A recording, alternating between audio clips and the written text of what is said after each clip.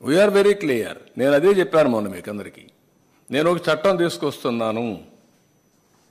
ఇతర మతస్థులు ఎవరికి వెళ్ళాలన్నా ఏ మతమైనా సరే, ఒక మతమని కాదు, ప్రార్థనా మందిరాల్లో కానీ లేకపోతే వేరే మతాల్లో చర్చిల్లో కానీ మసీదుల్లో కానీ ఎక్కడైనా సరే వాళ్లే పనిచేయాలి. వాళ్ళ సాంప్రదాయాలు మనం గౌరవించాలి. No second thoughts.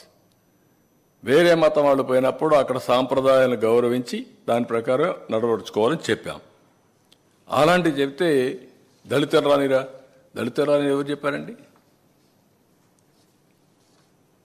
ఎవరు చెప్పారు మీకు? దళితులు రాని ఎవరు చెప్పారు? దళితులు పోవడం లేదా టెంపుల్లోకి?